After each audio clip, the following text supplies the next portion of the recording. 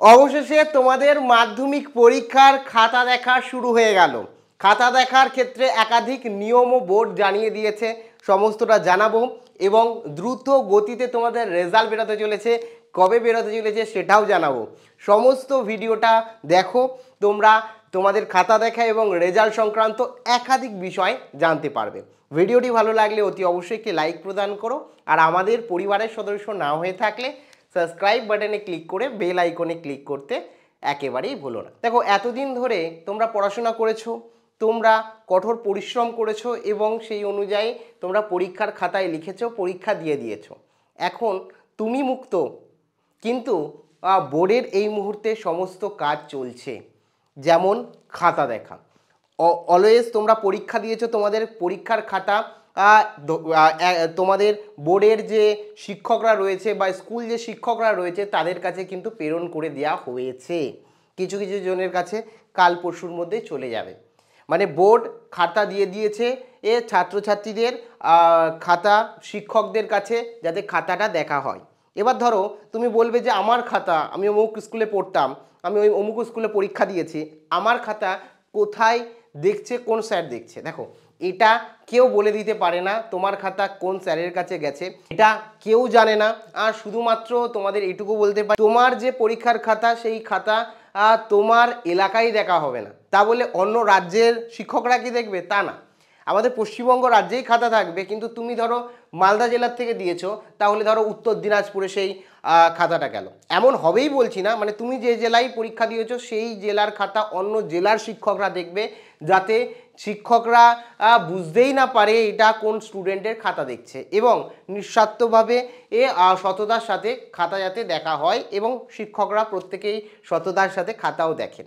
এবং একাধিক গাইডলাইনও প্রকাশ করেছে। তোমাদের আগেই আমি জানিয়ে দিয়েছি যে তোমাদের এর পরীক্ষার আর যে প্রশ্নপত্র রয়েছে সেই প্রশ্নপত্রের অনুযায়ী একটা এক্সপার্ট কমিটি গঠন করেছে, যে কমিটি নির্ভুল অ্যান্সার তৈরি করে রেখেছে, সেই অ্যান্সার শিটটাও দেওয়া হয়েছে। মানে ধরো তুমি পরীক্ষা দিয়েছো, তোমার পরীক্ষার খাতা, আর একই সাথে তুমি যে প্রশ্নে পরীক্ষা দিয়েছো সেই পরীক্ষার প্রশ্ন, তার সাথে সেই পরীক্ষার প্রশ্নপত্রের উত্তর বোর্ড নিজে তৈরি করে শিক্ষকের কাছে পাঠিয়ে দিয়েছেন, কোনো এক স্কুল শিক্ষকের কাছে তোমার খাতা দেখার জন্য।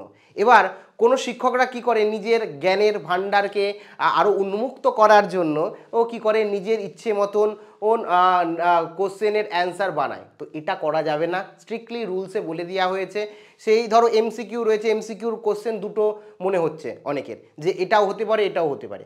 তো এই যে অ্যান্সার শিট দিয়েছে, সেই অ্যান্সার শিটে যেটা সত্য দিয়েছে এক্সপার্ট কমিটি দ্বারা তৈরি, সেই অ্যান্সারটাকেই কিন্তু সত্য হিসাবে ধরে নিয়ে শিক্ষককে নাম্বার দিতে হবে।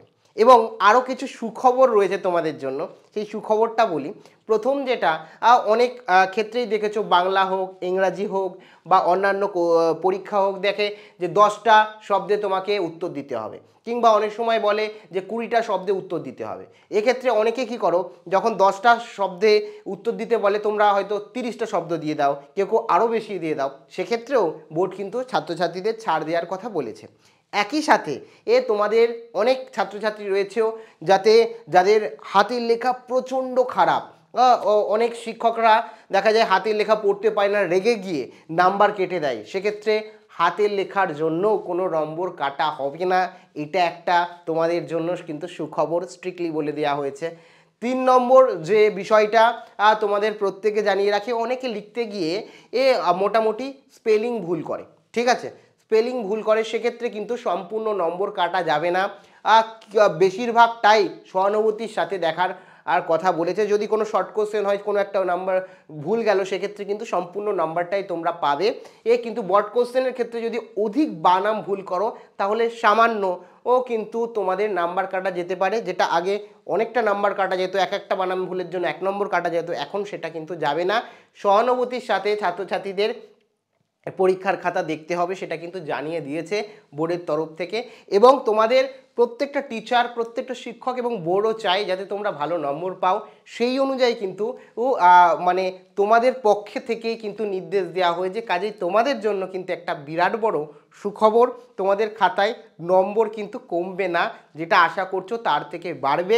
ইনফ্যাক্ট আমি তো আগেও বলেছি তোমাদের যে টেস্ট পরীক্ষা হয়েছে, যা নাম্বার পেয়েছো তোমরা ধরে রাখো তার 10% বৃদ্ধি পাবে, কারণ নাম্বার আরও বেশি বৃদ্ধি পাবে। কারণ তোমাদের যে স্কুলে যেরকমভাবে খাতা দেখা হয়েছিল তার থেকে অনেক লুজভাবে খাতা দেখা হবে এবং নাম্বারের দিক থেকে অনেক বেশি বেনিফিট তোমরা পাবে, যেটা আমার মনে হয় তোমাদের প্রত্যেকের সারা জীবন এই রেজাল্টটা কাজে লাগবে। কারণ তুমি যত বড়ই ডিগ্রি নাও না কেন, মাধ্যমিকের রেজাল্টটা কিন্তু তোমার কাছে সারা জীবনের জন্য একটা ছোটোখাটো অস্ত্র বলতে পারো। কারণ প্রত্যেকটা জায়গায়, প্রত্যেকটা লাইফে, প্রত্যেকটা চাকরি বা কর্মজীবনের ক্ষেত্রেও কিন্তু এই রেজাল্টটা তোমার না কোথাও একটা অস্ত্র হিসাবে কাজ করবে। তো যাই হোক, তোমাদের প্রত্যেকের পরীক্ষার রেজাল্ট আশা করি অনেকটা ভালো হবে এবং রেজাল্টও খুব তাড়াতাড়ি কিন্তু প্রকাশিত হতে চলেছে। 3 মাসের আগেই যেটা শোনা যাচ্ছে রেজাল্ট কিন্তু প্রকাশিত হবে। বাদবাকি তোমরা কত নম্বর আশা করছো তোমাদের মাধ্যমিক পরীক্ষায় অবশ্যই কমেন্ট সেকশানে জানাতে ভুলো না। এছাড়াও রেজাল্ট সম্পর্কে কোনো জিজ্ঞাসাবাদ থাকলে কমেন্ট সেকশানে কমেন্ট করতে পারো। একই সাথে এই ভিডিওটা তোমার বন্ধু বা হোয়াটসঅ্যাপ গ্রুপে তোমরা অবশ্যই শেয়ার করো, যাতে তারাও বিষয়গুলো জানতে পারে।